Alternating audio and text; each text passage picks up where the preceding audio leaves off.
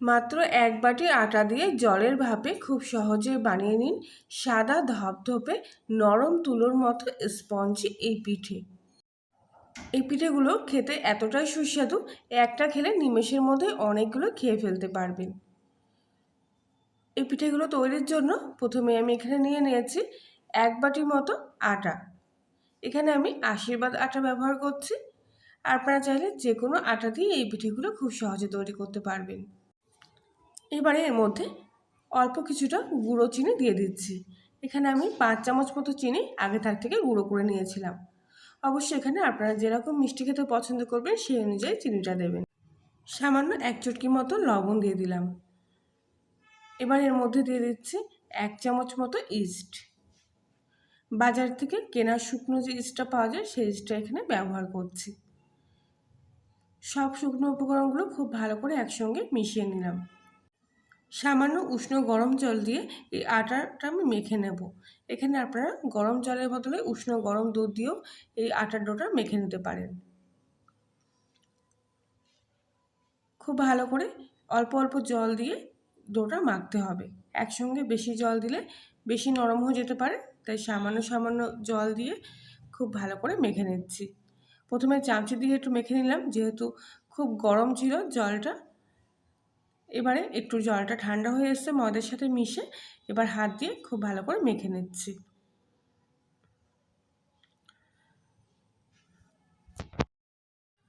উষ্ণ গরম জল দিয়ে মাখার ফলে ইস্টটা খুব তাড়াতাড়ি আটার সাথে মিশে যাবে, আর আটাটা কিন্তু খুব সহজেই গা ছেড়ে দেবে।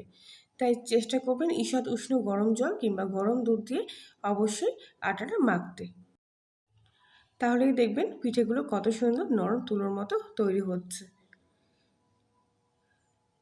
আটাটা এখানে মোটামুটি মেখে নিয়েছি। আর মাখার কিছুক্ষণ পর দেখবেন হাতের মধ্যে এরকম অল্প অল্প চিটচিটে ভাব চলে আসবে। ঠিক এরকম নরম করে কিন্তু মাখতে হবে। একেবারে আটা রুটি করার জন্য যেরকম আটা মাখে সেরকম মাখলে হবে না, একটু নরম ভাব রাখতে হবে। এবারে হাতের মধ্যেখানে অল্প একটু সাদা তেল নিয়ে এপিট ওপিট মাখিয়ে নিচ্ছি। এর ফলে খুব সহজেই হাতে আর জড়াবে না, আর থালা থেকেও উঠে আসবে। আটার ডোটা এখানে সম্পূর্ণ তৈরি হয়ে গেছে। ঠিক এরকম একটু নরম নরম করে মেখে আটাটা রেখে দিতে হবে। আটা মাখাটা এবারে আমি ঢাকা দিয়ে কিছুক্ষণের জন্য রেস্টে রেখে দেব। তার জন্য একটা পাত্র এই থালার উপরে উবুড় করে দিচ্ছি, আর উপর থেকে একটা ভারী বস্তু চাপা দিয়ে দিচ্ছি। মোটামুটি 1 ঘন্টা মতো এইভাবে আমি আটার ডোটা রেস্টে রেখে দিয়েছিলাম। 1 ঘন্টার মধ্যে দেখুন আটাটা কত সুন্দর ফুলে উঠেছে, মানে ইস্টটা কিন্তু পুরোপুরি কাজ করে দিয়েছে। এবারে এই আটার ডোটা থালা থেকে হালকা হাতে তুলে আনব। এই সময় খুব একটা বেশি চাপাচাপি করে তুললে হবে না, হালকা হাতে আটাটা এইভাবে তুলে নিতে হবে। এবার একটা গোল আবারও শেপ দিয়ে নিলাম এই আটাটা, মানে ফোলা অবস্থাটা ছিল সেই ফোলা অবস্থাটা ভেঙে আবারও ঠিক আগের জায়গায় নিয়ে আসলাম। এবারে আটার এই ডোটা লম্বা একটু শেপ দিয়ে নেব। সব কিছু কিন্তু হালকা হাতে করছি, খুব একটা বেশি চাপ দিচ্ছি না।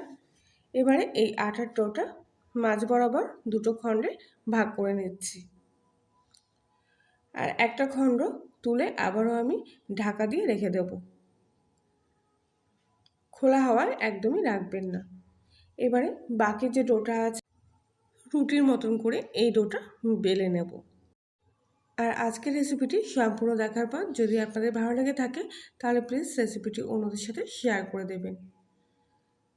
একটু মোটা মতো রেখে এখানে রুটিটা আমি বেলে নিয়েছি। বাড়িতে থাকা যে কোনো মাঝারি সাইজের কৌটোর একটা ঢাকনা নিয়ে নিতে হবে। এবার এই ঢাকনাটা দিয়ে এই রুটির থেকে অল্প অল্প করে গোল গোল করে ছোট ছোট অংশ কেটে নেব। খুব একটা বেশি বড় সাইজের কাটবে না, তাহলে অনেক বড় বড় হয়ে যাবে পিঠেগুলো। এরকম মাঝারি সাইজের কৌটোর ঢাকনা দিয়ে কাটবেন, তাহলে দেখবেন সব কটা পিঠে সমান সাইজের তৈরি হচ্ছে। খুব ভালো করে ডিপ করে কেটে নিতে হবে প্রত্যেক কটা লেচি। আর প্রত্যেক দিনের মতো আবারও বলছি, আপনি যদি কলিংয়ে রান্নাঘরে নতুন সদস্য হয়ে থাকেন তাহলে প্লিজ চ্যানেলটি সাবস্ক্রাইব করে পাশে থাকবেন। আর রেসিপিটি ভালো লাগলে লাইক এবং কমেন্ট করে জানাবেন। লিচিগুলো কেটে নেওয়ার পর বাদবাকি অংশগুলো এখান থেকে তুলে নেব। আর এই অংশগুলো ফেলে দেবো না, এই অংশগুলো দিয়েও আবার পরে পিঠে বানিয়ে নেব। এবারে একটা করে লিচি তুলে নিলাম, আর উপরে একটুখানি আটার গুঁড়ো ছড়িয়ে দিচ্ছি, আর এর উপরে আর একটা করে লিচি বসিয়ে দিচ্ছি। ঠিক সেমভাবে আবারও ওপর থেকে একটু অল্প আটার গুঁড়ো ছড়িয়ে দিয়ে আবারও একটা লিচি বসিয়ে দিতে হবে। এইভাবে একে একে 6 থেকে 7টা লিচি পরপর এরকম সাজিয়ে নিতে হবে। একটু আটার গুঁড়ো দিলে পরে প্রত্যেক কটা লিচি একটার গায়ে আর একটা লেগে যাবে না, তাই অবশ্যই করে ওপর থেকে এইভাবে আটার গুঁড়ো ছড়িয়ে তারপরে আটা লিচি বসিয়ে দেবেন। লিচিগুলো সুন্দরভাবে সাজানো হয়ে গেছে, 3টে লিচি বেশি হয়েছে, এগুলো আর দেবো না, এগুলো পরের বারে করব। এবারে একটা কাঠি দিয়ে ঠিক মাছ বরাবর চেপে দেব। এবার আস্তে করে এই কাঠিটা বের করে নেব। ওপর থেকে বার করবেন না, ঠিক তলা থেকে এইভাবে বের করে নেবেন। আর কত সুন্দর পিঠেটা এখানে তৈরি হয়ে গেলে দেখুন। বাকি আরেকটা যে লেচিটা আমি তুলে রেখেছিলাম সেই লেচির থেকেও অল্প অল্প করে এরকম অংশ কেটে নিয়ে আবারও আমি পিঠে তৈরি করে নেব। সামান্য 1 কাপ আটা দিয়ে অনেকগুলো এরকম পিঠে তৈরি হয়ে যাবে।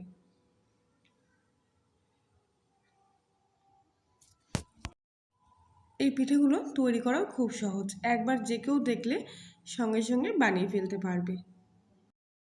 আর আবারও এই লিচিগুলো ঠিক একে অপরের ওপর সাজিয়ে দেব, আর আবারও ঠিক সেমভাবে কাঠি দিয়ে এরকম চেপে দেব। যদি মনে করেন কাঠির গায়ে লেগে যাচ্ছে তাহলে অবশ্যই কাঠির গায়ে একটু তেল ব্রাশ করে নেবেন। আর দেখুন কত সুন্দর এই পিঠেটা তৈরি হয়ে গেল।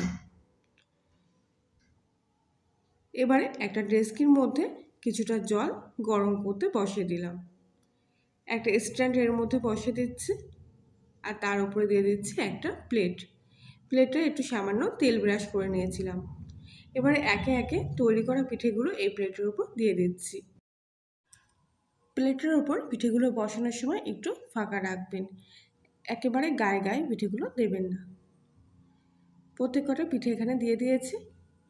এইবারে ঢাকা দিয়ে 10 মিনিট মতো গ্যাসের ফ্লেম লো টু মিডিয়ামে রেখে এই পিঠেগুলো ভাপিয়ে নেব। ঢাকনির ছিদ্রটা একটু ফাঁকা রেখে দিতে হবে যাতে বাষ্পটা বেরিয়ে আসে। আর 10 মিনিট পর ঢাকনাটা খুলে নিলাম। পিঠেগুলো সম্পূর্ণ তৈরি হয়ে গেছে। এবার গ্যাসটা আমি অফ করে দিয়েছি, আর দেখুন কত সুন্দর নরম পিঠেগুলো তৈরি হয়ে গেছে। প্রত্যেক কটা পিঠে প্রথমে বার করে বেশ কিছুক্ষণ ঠান্ডা করে নেব। এখনই পিঠেগুলো প্লেট থেকে তোলার চেষ্টা করবেন না, পুরোপুরি ঠান্ডা হয়ে গেলে পিঠেগুলো প্লেট থেকে তুলে নিয়েছি।